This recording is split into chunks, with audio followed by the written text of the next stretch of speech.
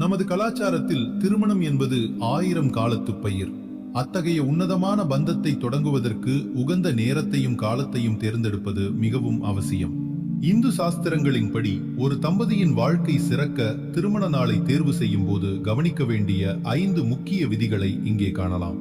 முதல், மல மாதங்களை தவிர்த்தல். திருமணம் என்பது மல மாதத்தில் நடைபெறக்கூடாது.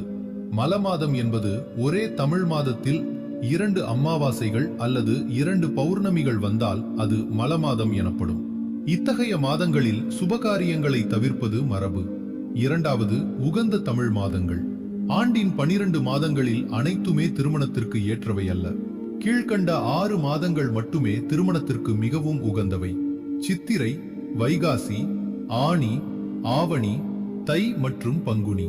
இந்த மாதங்கள் தவிர மற்ற மாதங்களில் திருமணத்தை தவிர்ப்பது நல்லது என்று சாஸ்திரங்கள் குறிப்பிடுகின்றன. 3. சுக்கிலபட்சம். திருமணத்தை பொறுத்தவரை காலத்தேர்வில் சந்திரனின் பங்கு முக்கியமானது. இயன்றவரை சுக்கிலபட்சம் எனப்படும் வளர்பிறை காலத்தில் திருமணத்தை நடத்துவது தம்பதியரின் வாழ்வில் மகிழ்ச்சியையும் வளர்ச்சியையும் தரும். 4வது, சுப ஆதிபத்தியம் கொண்ட கிழமைகள். வாரத்தின் 7 நாட்களில் சில கிழமைகள் திருமணத்திற்கு அதிக பலனை தரும். புதன், வியாழன் மற்றும் வெள்ளி ஆகிய 3 கிழமைகள் சுப ஆதிபத்தியம் கொண்டவை. மற்ற கிழமைகளை விட இந்த நாட்களில் திருமணம் செய்வது மிக மிக ஏற்றது. 5. சுப லக்கினங்கள். திருமணம் நடைபெறும் நேரம் அல்லது லக்கினம் மிகவும் வலிமையானதாக இருக்க வேண்டும். கீழ்கண்ட லக்கினங்களில் மட்டுமே திருமணம் நடத்துவது சிறப்பாகும்: ரிஷபம், மிதுனம், கடகம், சிம்மம், கன்னி, துலாம், தனுசு மற்றும் மீனம்.